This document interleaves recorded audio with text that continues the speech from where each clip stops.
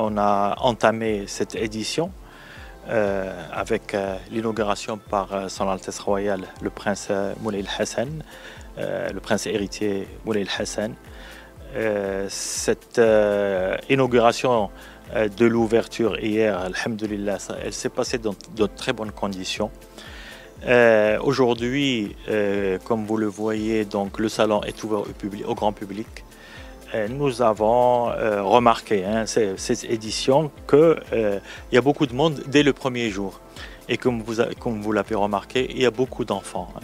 Ça, c'est une initiative du comité d'organisation. Nous avons commencé à faire venir, dans le cadre de visites organisées, les enfants des écoles d'El Jadida et des environs d'El Jadida. Nous recevons tous les ans quelques 20 000 enfants. C'est une très bonne initiative. Nous en sommes très contents. Et c'est l'une des manières de sensibiliser les enfants, les générations futures, au cheval et aux sports équestres. La première nouveauté concerne l'équitation traditionnelle, autrement dit la Tborida. Nous passons de 12 sorbas qui participaient auparavant à 18. Bon, pourquoi cette augmentation du nombre? Premièrement, ça donne l'opportunité à d'autres sorbas de participer à ce grand prix, le grand prix de Sa Majesté le roi Mohammed VI. Et donc ça permet, plus on a de cavaliers et plus on a de sorbas, la compétition est beaucoup plus forte. Et je crois que vous avez déjà, si vous avez été du côté de Tborida, vous avez senti qu'il y a une compétition très forte. Nous recevons ici les meilleurs sorbas à l'échelle nationale, en fait les champions de chaque région. Et je vous assure que la compétition est vraiment très ardue. Et le spectacle est merveilleux. La deuxième caractéristique de cette édition, c'est que nous avons une participation africaine de plus en plus importante. Il y a beaucoup de pays qui viennent pour participer avec nous. Ça démontre un peu la profondeur du Maroc par rapport à notre continent, à l'Afrique.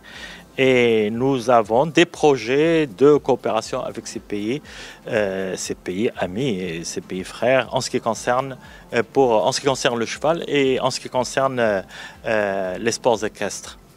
La deuxième caractéristique de cette édition, nous avons une convention qui va être signée à l'occasion de ce salon entre l'association du salon du cheval, une convention stratégique entre l'association du salon du cheval et l'association émirati du cheval pur sang arabe.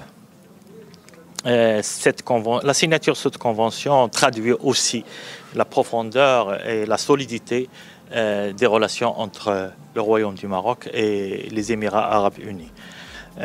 Nous avons donc, en ce qui concerne le programme, à partir de demain, nous avons le show international du pur sang arabe auquel participent de très grands chevaux qui viennent des pays du Golfe et qui viennent aussi d'Europe.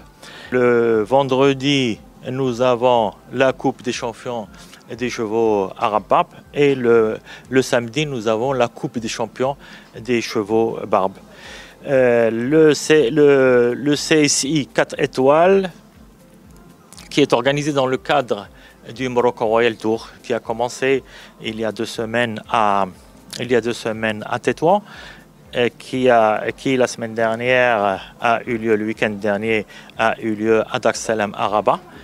Et qui a connu l'organisation de la Coupe des Nations. C'est une compétition phare La dernière étape aura lieu au Salon du Cheval indoor. C'est la seule étape indoor.